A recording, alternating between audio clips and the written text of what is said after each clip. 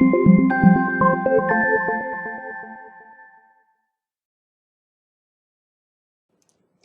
Jewish Mom. So I told you last week on the blog that I was going to be spending this Past Shabbat, my husband and I, we're going to be spending this Past Shabbat with our oldest daughter in Beit El at her high school where she just graduated. Actually, the graduation was last night. Mazel tov. We're so proud of her. She's worked very, very hard to reach this point in her life. And I went to something really really nice that they did on the Shabbat is they had like various kind of activities, like groups of mothers and daughters getting together to discuss different ideas. So something that they did on Friday night, late on Friday night after the dinner. Then my daughter's class, which is 30 girls. So they got all the daughters and the mothers got together, and the teacher asked if mothers will give the girls kind of tips for the road. Advice for life, advice for life from the mothers. It was really really interesting for me to hear what the other mothers said.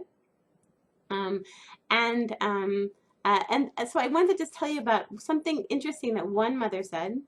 So there's an interesting story in my daughter's class, that there's one girl who's, all the other girls, out of 90 girls in the 12th grade, all of them are from religious homes, except there's one girl who isn't. There's one girl who, amazingly enough, became a Bala Tshuva when she was in junior high school. So her parents are not religious. So kol hakavod to the mother. The mother, came among this group of, religious parents, and she came and she spent the Shabbat going to the classes, but there was one thing just I wanted to tell you. So that mother of the Bala Tshuva daughter, so she said, the advice that I want to give you, dear daughter, is that everyone's always talking about, it's always talking about, having a baby and having another baby and having another baby and having another baby. But what I want to tell you is invest in yourself, do things for yourself, have fun, get a good education. Think about yourself and your own needs and invest in yourself and being for you and yourself. Don't be having so many kids. Think about yourself. Okay.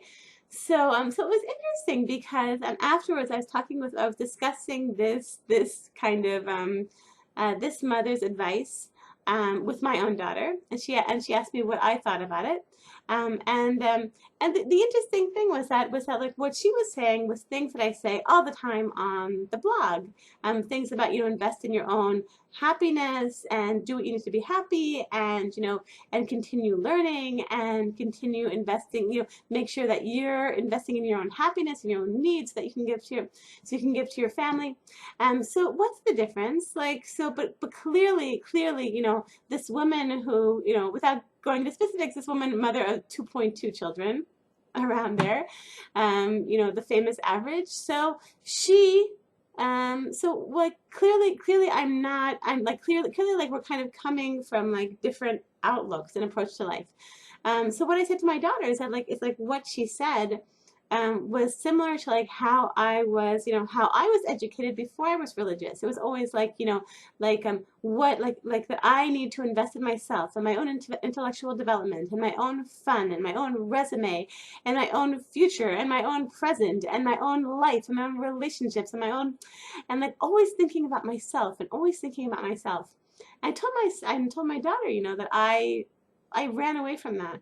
And and clearly, like I've chosen a different way of life, even though I still believe very much in investing in ourselves and investing in my needs and my happiness and what do I want and continue learning and um, but um, but but I also believe in doing things that are uncomfortable. For example, like having, if a woman, if a woman chooses, if a woman is able to, like having a large family, like I have, I think that's like an admirable choice.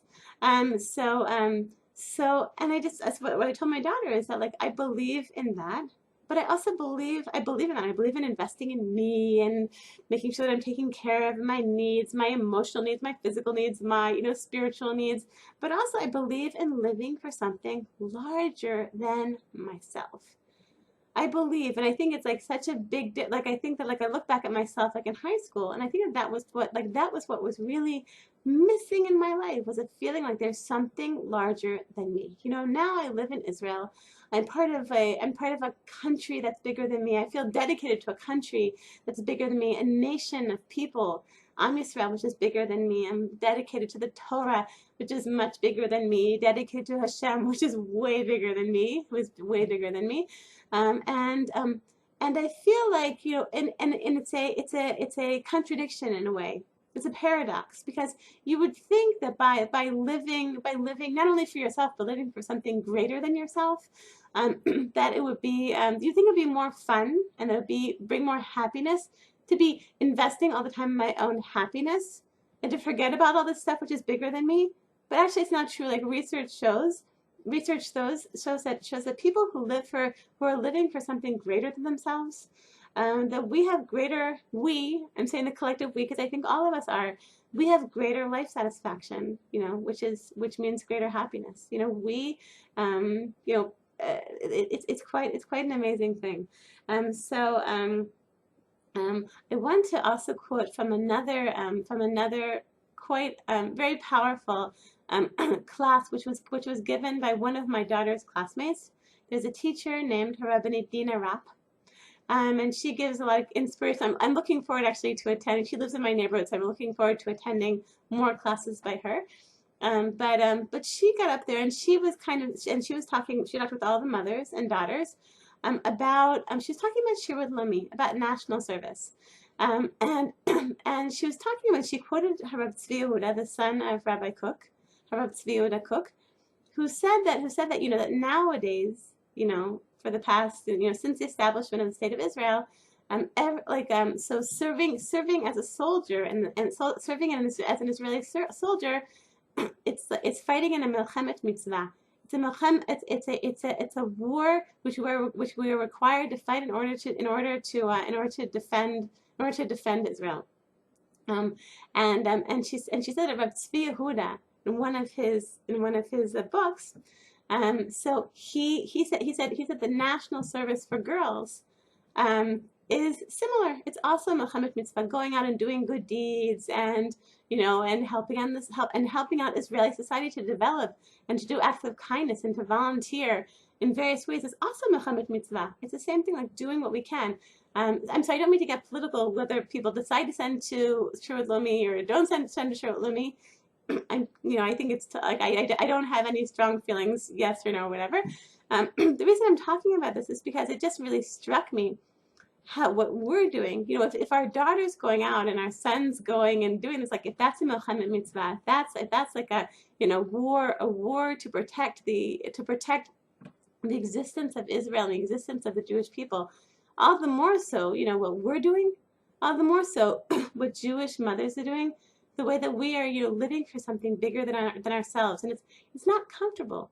It's not so comfortable, raising all these kids and, getting ready for Shabbat and I've just been thinking recently about like how time consuming it all is, how time consuming it is, to be taking care of these kids. And, especially now, I guess with the end of year parties, maybe you've also been to a party every day this week, or maybe those who live abroad, like it was a few weeks ago.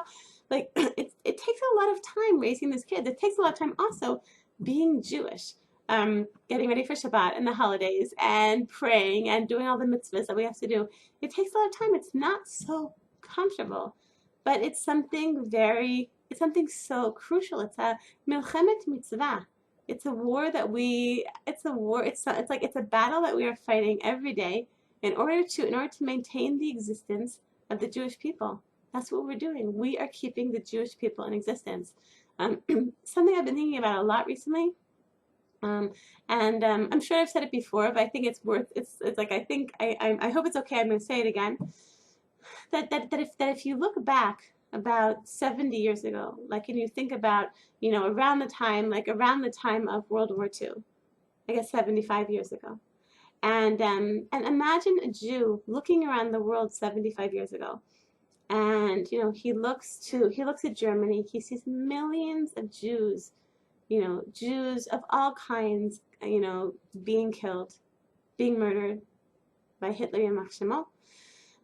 Then he looked over to the Soviet Union, some millions of Jews who, if they dared to keep, and if they dared to live a Jewish life, they were, they risked their lives. They would be murdered or sent to the Gulag or forced labor camp, or, like millions of Jews who either in Germany and Europe, they're being murdered for being Jews, or in Soviet Union, basically also they would have to risk their lives in order to live as Jews. Then, look back at America, and this is still the case in America, unfortunately, that you see millions of Jews, just who are, assimilating. Like, it's like kind of like they call it the silent Holocaust of like all these Jews, including quite a few of my cousins' extended family, who are just running off and intermarrying, and